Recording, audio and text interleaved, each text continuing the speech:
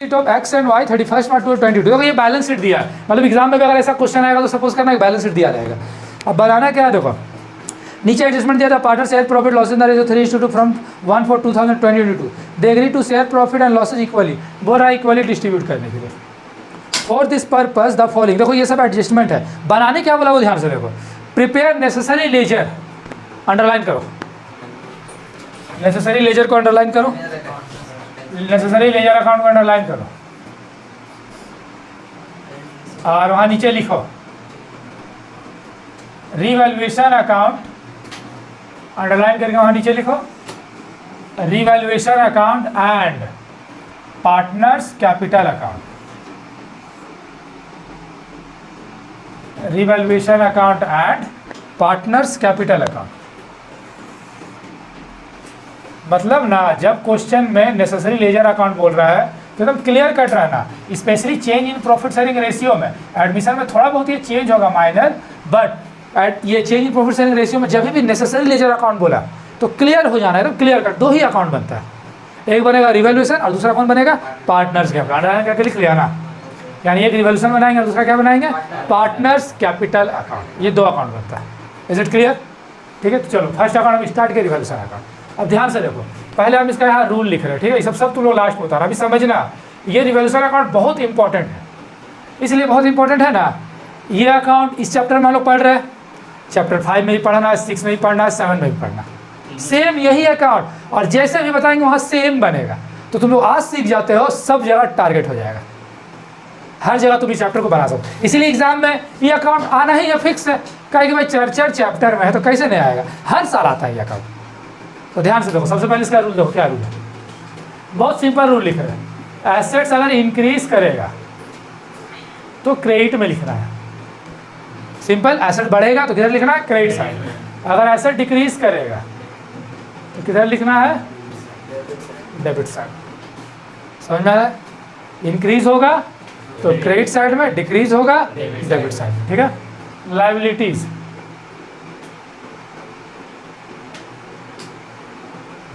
Increase होगा तो debit side में और डिक्रीज होगा तो क्रेडिट साइड।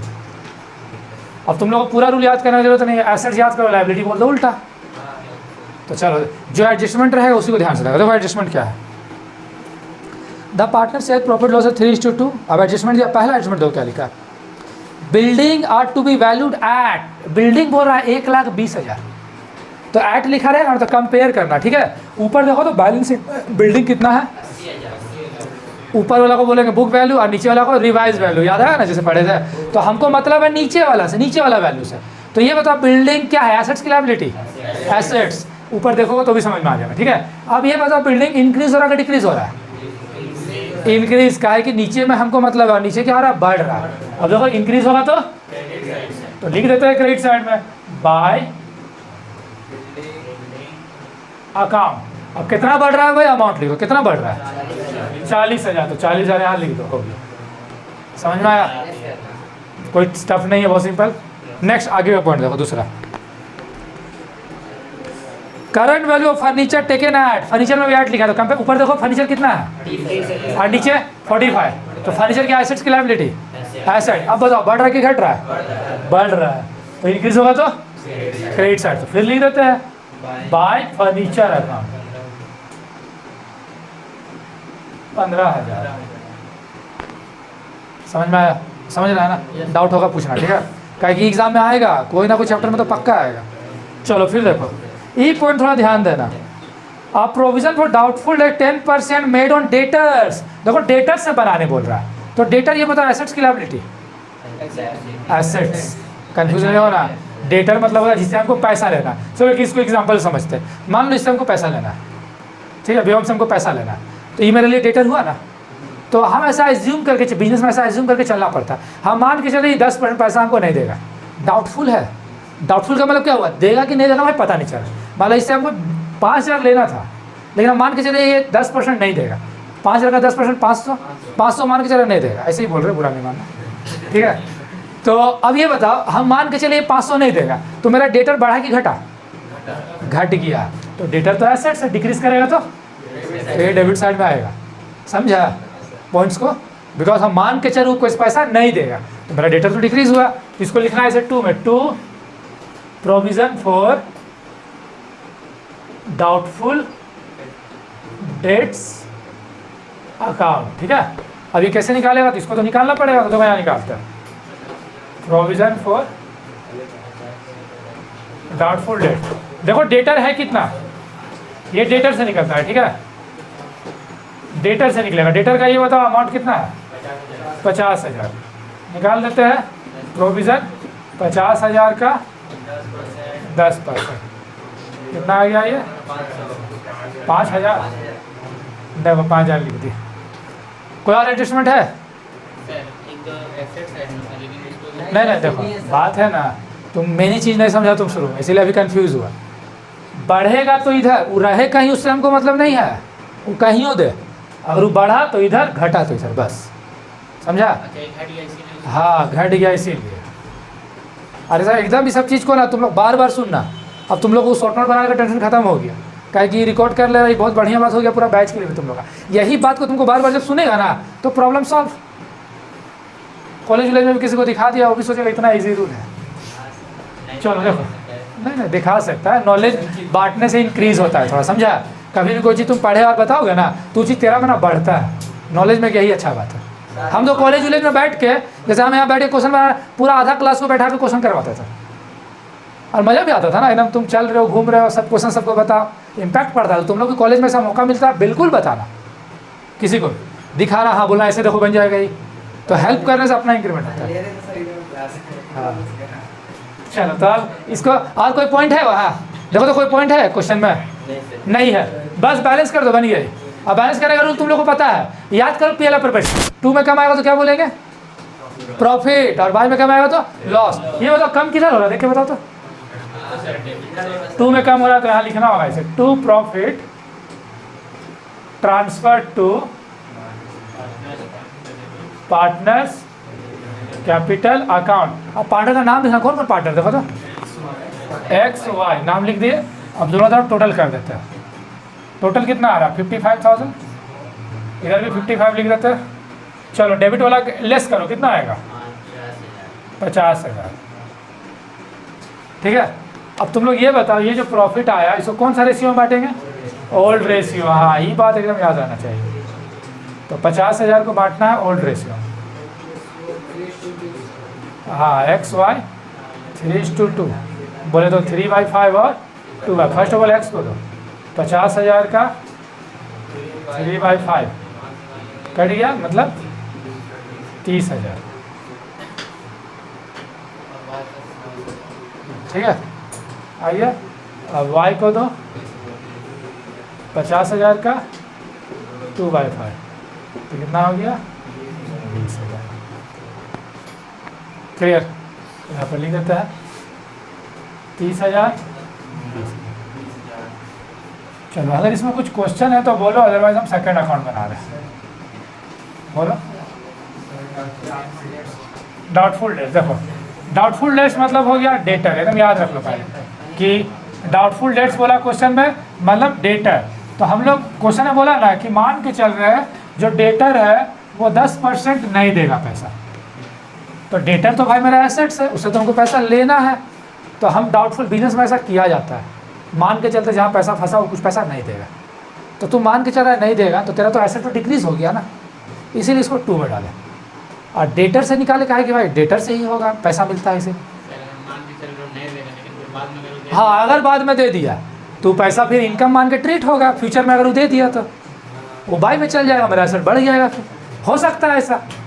लेकिन फिलहाल तो तुम लोग ऐसा क्वेश्चन नहीं है कि बाद में वो दे दिया, ऐसा क्वेश्चन फिलहाल नहीं है, लेकिन ऐसा हो सकता है। ठीक है, क्लियर कर दिए कि ऐसा क्वेश्चन तुम लोग में नहीं है कि वो पैसा दे दिया। एडवांस क्वेश्चन ऐसा हो सकता है। चलो अब देखो पार्टिसिपेट, अब ध्यान से इसको समझना। पार्टिसिपेट अकाउंट हम लोग इससे पहले ही बनाए थे, तो सेम उसी रूल पे है। सबसे पहले लिखना बाय बैलेंस BD।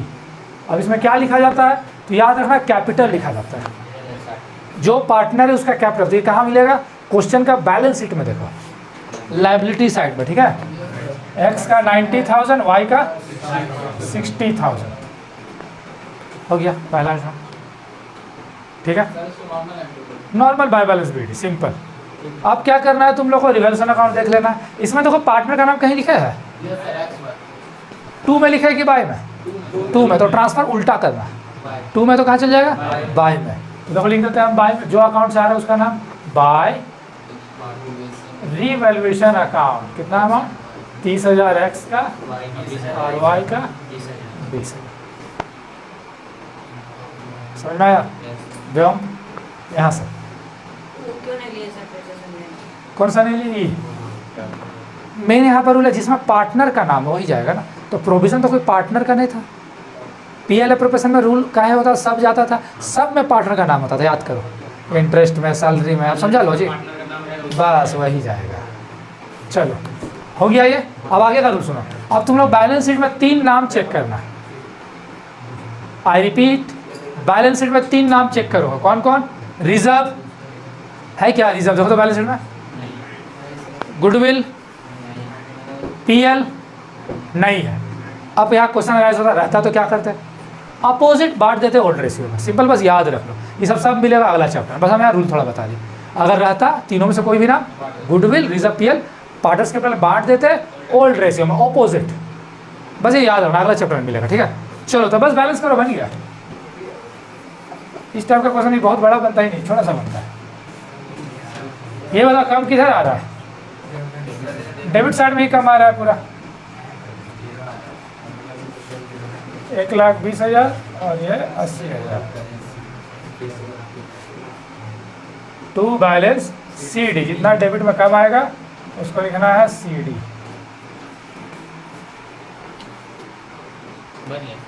बन गया क्या पहले क्वेश्चन में क्या क्या बनाने बोला था, देखो तो फिर से जरा। नेसेसरी लेजर, तो अभी बस नेसेसरी लेजर बना है, आगे रिवाइज बैलेंस शीट, तो बैलेंस शीट बनाना होगा। अब मेन काम अब स्टार्ट करते हैं, बैलेंस शीट देखो, balance sheet of X and Y, यहाँ लिखना है एज ऑन। देखो तो क्लोजिंग डेट क्या है क्वेश्चन में, 31 मार्च 2022, तो यहाँ तुम लोग 1 अप्रैल लिख लेना, रिवाइज हुआ ना, तो मार्च खत्म हुआ, अप्रैल में बना रहे। अब बैलेंस शीट तुम लोग को याद होगा, 11th में हम लोग फाइनल अकाउंट में बनाए थे, फॉर्मेट मालूम होगा, लायबिलिटीज अमाउंट, एसेट्स अमाउंट, और ध्यान रखना इसमें भी डेबिट क्रेडिट नहीं लिख देना, balance sheet it is a statement, इसमें डेबिट क्रेडिट नहीं लिखते हैं, ठीक है। चलो अब बैलेंस शीट बनाते कैसे, बस एक रूल बताएंगे, अगर वो रूल याद रहा 90% बैलेंस शीट बन जाएगा। बस अभी एक लाइन हम बोलेंगे, अगर वो लाइन तुम लोग एग्जाम में भी याद रहा, 90% बैलेंस शीट समझो बन गया। तो अब सुनो वो लाइन क्या है, क्वेश्चन में जो बैलेंस शीट दिया रहेगा उसको देख देख के बनाएंगे, बस यही लाइन याद रखना, क्वेश्चन में जो बैलेंस शीट दिया रहेगा उसको देख देख के बनाएंगे। देखो तो क्वेश्चन में कोई बैलेंस शीट है तो देख देख के बनाएंगे, एकदम सिंपल में सब कुछ। क्वेश्चन बोल तो ऐसा रूल जो तुम लोग बताया, कभी ऐसा रूल हम लोग को नहीं बताया गया, तो मेरा साथ जो लोग था वो लोग मेरा से उतना नहीं पूछता, वो लोग भी खुद समझ जाता है। जैसे तो अभी क्या हो रहा है, तुम लोग सब समझ रहे हो, हम पढ़ते थे तो एक आधा दूसरा समझता था, हम समझे और बाकी लोग कुछ बोलता भी नहीं था ढंग से, तो वो इन्वायरमेंट को हम बदले।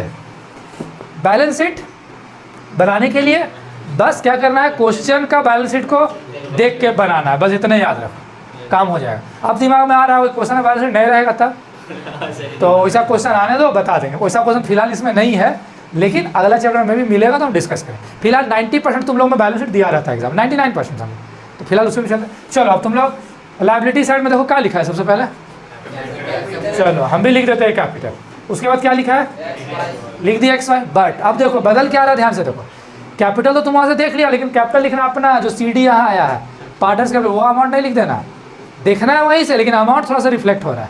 तो अमाउंट ही जो आया सी डी 1,20,000 और 80,000, टोटल कितना हो गया, 2 लाख। चलो फिर देखो क्वेश्चन का बैलेंस शीट क्या है। अच्छा इसको कुछ किए थे क्या क्रेडिटर को, हम लोग नहीं किए थे, सेम डाल देना, नहीं सेम यहाँ डाल देना, एकदम सेम जैसे वहाँ था वैसे यहाँ भी डाल देना। अमाउंट और कुछ है, हो गया। अब आ जाओ ऐसा क्या है सबसे पहले। अच्छा ये बताओ, बिल्डिंग को हम लोग क्या कुछ किए थे अभी तक, शुरुआत से कुछ हुआ था बिल्डिंग में, क्या हुआ था, जो अमाउंट ज़्यादा था उसको लिखे थे। हाँ बिल्डिंग, ये बोलो बिल्डिंग बढ़ा था, तो कितना बढ़ा था बिल्डिंग, वहाँ देखो पता चल जाएगा 40,000। तो बस याद रख लो जो बढ़ा था उसको यहाँ जोड़ देना है, मतलब प्लस कर देना है। तो 40,000 बढ़ा था, 40,000 हम जोड़ दिए। अब तुम लोग बोलोगे सर पता कैसे चलेगा ये बढ़ा था?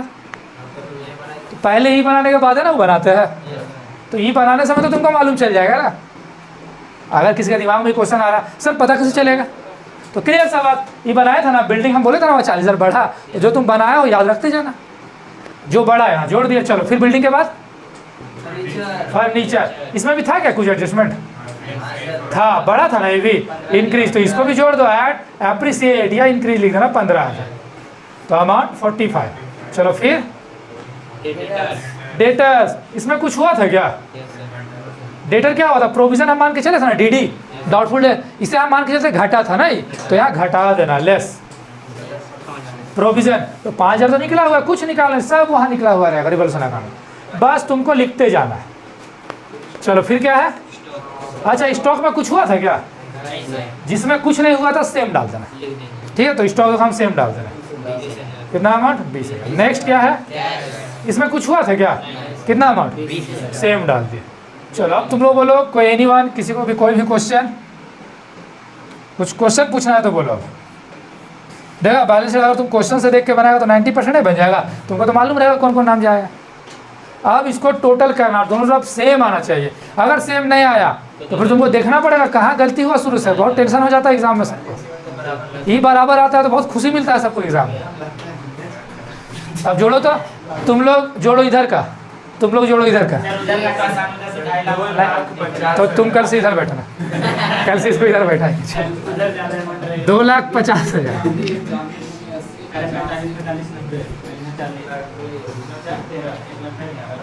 आ जा रहा है, देखो आ गया, मतलब मैच कर गया ना, सही समझ में आया?